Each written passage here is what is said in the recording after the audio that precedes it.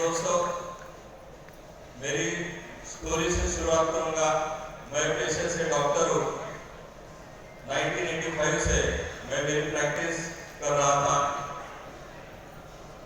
काफी अच्छी प्रैक्टिस शुरू थी। मेरा 3 मंजिला खुद का हॉस्पिटल था।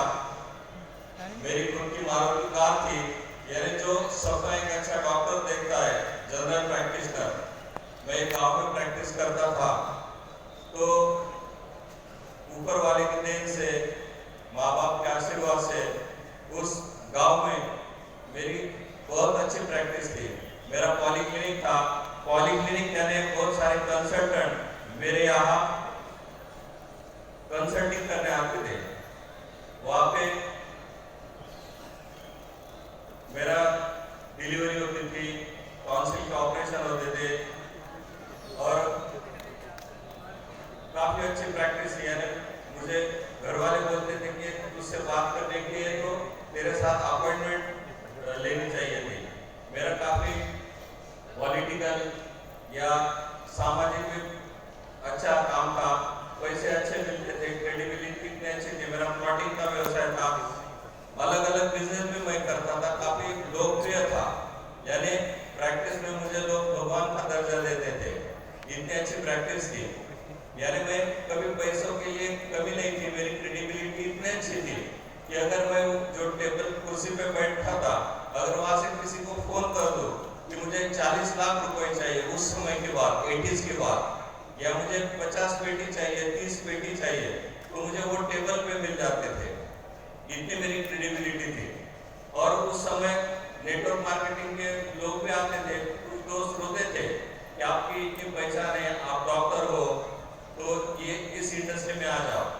तो मैंने कभी मुड़ के देखा नहीं था। और हम लोगों को ऐसे लगता है कि मेरी जिंदगी तो बहुत अच्छी चल रही है, जैसे मैं अमर पट्टा लेके आया हूँ, मेरी जिंदगी में कुछ नहीं, बुरा कुछ नहीं होने वाला। हम पर लगाकर उड़ते, कुछ जिंदगी के बारे में सोचते नहीं है। जैसे प्रदीप रावत जी ने बोला कि हम आगे का नहीं सोचते कि हम बूढ़े हो जाएंगे या मैं नहीं, आगे क्या होगा हमारे हाथ में कुछ नहीं रहता। हम सिर्फ हमारे कंफर्ट जोन में जीते। वैसे मैं भी जी रहा था। और उसी समय में यानी लोग मुझे एक आदर्श मानते थे कि यार काफी अच्छा चल रहा है डॉक्टर साहब का, अच्छी जिंदगी चल रही, एमटीबी सेंटर था। यानी लोग ऐसा सपना ये करते थे कि किसी दिन मैं डॉक्टर कार्नेगी के केबिन में बैठूंगा तो अच्छा हो जाएगा, कार्नेगी सर अगर बुलाएंगे तो। काफी अच्छे रिलेशन थे। लेकिन 13 मार्च 2002 को मैं खुद मेरी गाड़ी ड्राइव कर रहा था, मारुति कार, और मेरे कार का एक्सीडेंट हो गया। वो एक्सीडेंट इतना बुरा था, इतना जबरदस्त था, मेरे गांव के पास ही हुआ। लेकिन जो कुछ पुण्य थी मेरे पेशेंट्स की, माँ बाप की, या मुझे जो दुआएं मिली थी, तो उस एक्सीडेंट से मैं बच गया। और वहाँ का मैं एक सेलिब्रिटी था उस एरिया का, तो मुझे तुरंत मदद मिल गई। लेकिन उस एक्सीडेंट में मेरे राइट जो दाहिना पाव है उसका फीमर यानी ये हड्डी फ्रैक्चर हो गई, और लेफ्ट पैर का टीबी और फिबुला फ्रैक्चर हो गया। तुरंत मुझे ट्रीटमेंट मिल गई। मुझे मेडिकल कॉलेज में लेके गए उस डिस्ट्रिक्ट के, और सभी डॉक्टर यानी मिनिस्टर को देखने को जितनी भीड़ नहीं रहती, उतनी मेडिकल कॉलेज में मुझे देखने को लोग आ गए। लेकिन एक्सीडेंट जो मारुति कार लोगों ने देखी तो कोई सोच नहीं सकता था कि जिस कार में इस एक्सीडेंट से कोई बच भी जाए, लेकिन मैं बच गया। तो मेरे जितने सीनियर्स थे, मेरे गुरु थे, उन्होंने डिसाइड किया कि इसको यहाँ ऑपरेट नहीं करेंगे, इसको पुणे शिफ्ट करेंगे। वहाँ पे बहस भी चली कि इसको क्यों पुणे शिफ्ट करेंगे, अगर यहाँ पे दूसरा अगर पेशेंट रहता तो क्या आप ऑपरेट नहीं करते? तो बोले उसको ऑपरेट करेंगे, लेकिन ये हैंडीकैप रह जाएगा। तो मुझे पुणे के संचित हॉस्पिटल में शिफ्ट किया गया। एक ही मेरे साथ वो डॉक्टर, एक डॉक्टर की स्पेशल वैन, एम्बुलेंस, और मुझे पुणे के संचित हॉस्पिटल में, जो पद्मश्री, पद्म भूषण, पद्म विभूषण डॉक्टर है, बड़े हॉस्पिटल है एशिया खंड में, वो प्राइवेट सबसे बड़ा हॉस्पिटल है। तो वहाँ पे मुझे लेके गए। फिर मैं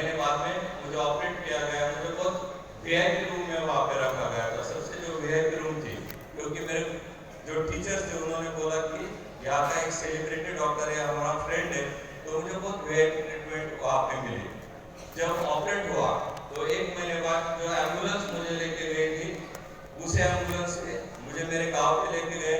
फिर आप जैसे दोस्त दोनों पैरों में मेरे प्लास्टर था, यानी मैं बिल्कुल लेटे रहता था।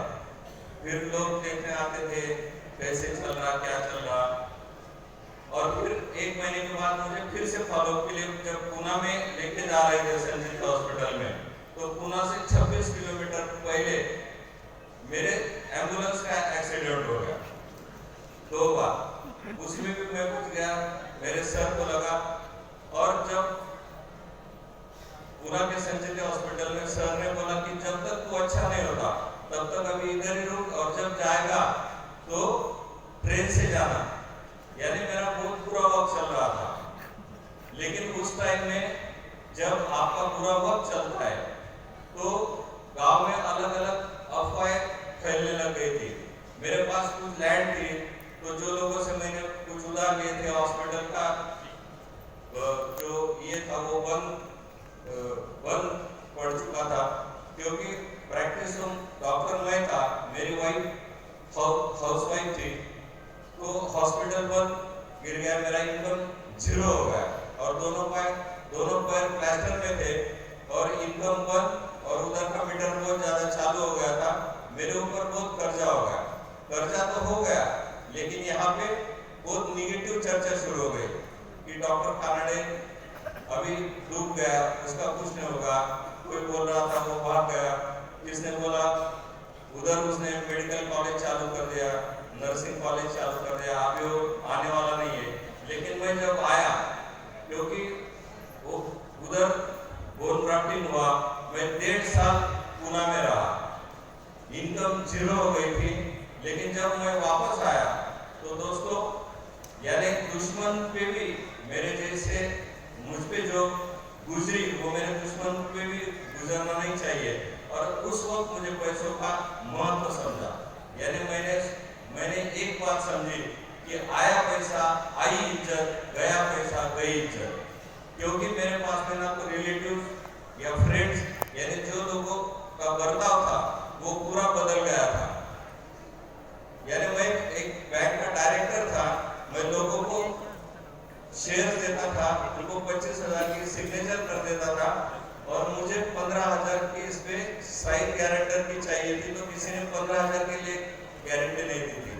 जिस डॉक्टर को 35-40 हजार रुपए ऐसे ही मिल जाते, लाख रुपए ऐसे ही मिल जाते थे, वो डॉक्टर कानड़े को 20 रुपए देने को तैयार नहीं था। और जो हॉस्पिटल में मैं प्रैक्टिस करता था, तो अभी दोस्तों ने मुंह फेर लिया था, रिश्तेदारों ने मुंह फेर लिया था। मैं सबको ऐसा लगता था कि किसी को मिलने गया मैं ऐसे भी, तो ये पैसे मांगने आ गए हैं जैसे। तो बहुत पहले दूसरे दोस्तों को बताया जाता था कि अभी इसको पैसे की जरूरत है और ये पैसा मांगने आएगा। तो बहुत सारी चीजें रहती, तो पैसों का बहुत इंपॉर्टेंस है। मैं हमेशा एक बात बोलता हूँ, यानी मैंने खुद ने सीखी कि पैसा और पैसा तो खुदा तो नहीं, पैसा और पैसा तू खुदा तो नहीं, लेकिन खुदा की कसम तू खुदा से कम नहीं। क्योंकि कोई काम में आए ना आए, लेकिन आपको एक ही चीज काम में आती है, वो है पैसा। और तब मैंने जाके सीखा कि पैसा बहुत इंपॉर्टेंट है, पैसे की अहमियत बहुत ही है। जो लोग बोलते हैं कि क्या पैसा पैसा करते, नेटवर्किंग वाले प्लान बताते पैसा है, आप इतना पैसा कमाओ और फिर बोलो कि पैसा क्या चीज है। अपने पास तो कुछ रहता नहीं है, फिर भी हम बोलते हैं पैसे की कोई अहमियत नहीं है।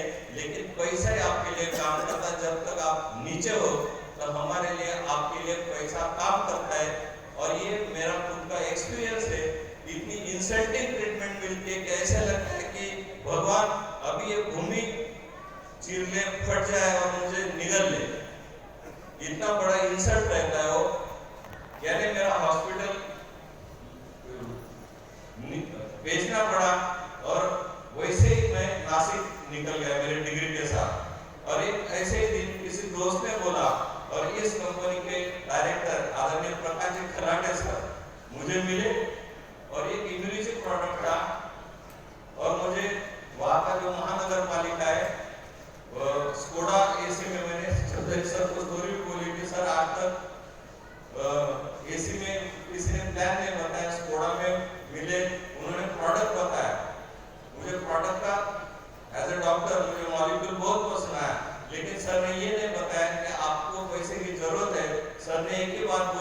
ये प्रोडक्ट का इस्तेमाल करो, बेहतरीन प्रोडक्ट है।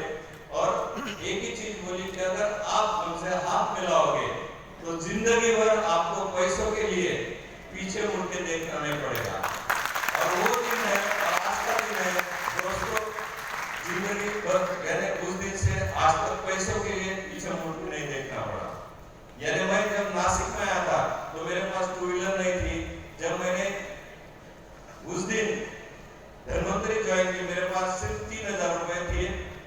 मैंने बीवी को बोला, बच्चे को बोला कि अगर 2 बॉटल में खरीदी करता हूँ तो अपने पास सिर्फ 400 रुपए रहेंगे। लेकिन ये बहुत बेहतरीन प्लान है, बेहतरीन लोग हैं। फिर शिष्य मिले, आदरणीय पाटिल सर मिले, यानी ये जो त्रिदेव है आज भी भगवान की जगह, यानी भगवान ही ये त्रिदेव है। आदरणीय CMD doctor Ramesh Patil sir, आदरणीय प्रकाश कराटे सर और आदरणीय शशि सर, ये भगवान है।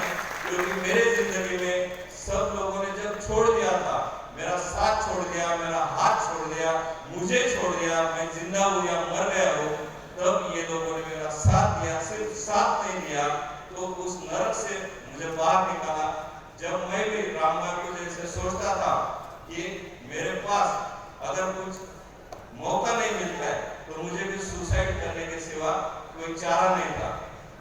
मेरे पास करोड़ों रुपए का मेरे सर पे कर्जा था और जिसके ऊपर कर्जा है उसी को मालूम रहता है कि वो टेंशन क्या रहता है। और बहुत सारे लोग सुसाइड करते, लेकिन ये तीनों देवता मुझे मिले, धन्वंतरी जैसा प्लेटफॉर्म मुझे मिला और आज मैं आपके सामने जिंदा खड़ा हूँ। लेकिन धन्वंतरी ने मुझे नया चेहरा दिया, धन्वंतरी ने इज्जत दी, धन्वंतरी ने मुझे नेम दिया, फेम दिया। जो डॉक्टर कानाडा के पास पैदल जाता था, यानी बहुत मेरे दोस्तों ने यहाँ पे, मेरे बहुत सारे दोस्त आसिफ खान सर है, संदीप मोहित सर है, मेरे अपने संजय चौधरी सर है, नासिक की टीम है। सब लोगों को मालूम है कि मैं मीटिंग पैदल करता था, प्रोडक्ट देने पैदल जाता था। आदरणीय शेष सर का अगर फोन आता था कि किसी मेडिकल स्टोर्स में प्रोडक्ट देने होते, तब सिर्फ इंग्लिश प्रोडक्ट था तो मैं पैदल जाता था, क्योंकि मेरे पास टू व्हीलर भी नहीं थी। लेकिन आज मैं 4 व्हीलर में घूमता हूँ, खुद को मकान है, मेरे पास पासपोर्ट नहीं था, लेकिन मैं विद फैमिली बैंकॉक टूर करके आया हूँ, Singapore, Malaysia, Phuket with family tour करके आया हूँ। ये धन्वंतरी की ताकत है दोस्तों। तो एक ही बात बोलूंगा, आपको प्लान समझा हो नहीं समझा हो, लेकिन आज अगर इस हॉल में आप हो तो एक गॉड्स प्लान है। जिसने भी आपको बुलाया है, ये उस ऊपर वाले की इच्छा है कि आप इस हॉल में हो, तो आपके जो भी सपने हैं वो धन्वंतरी से ही पूरे होंगे।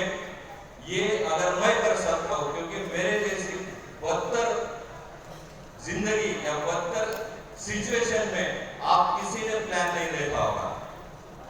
क्योंकि संजय चौधरी सर हमारे अपलाइन है, तब एक ही प्रोडक्ट था, हम लोगों को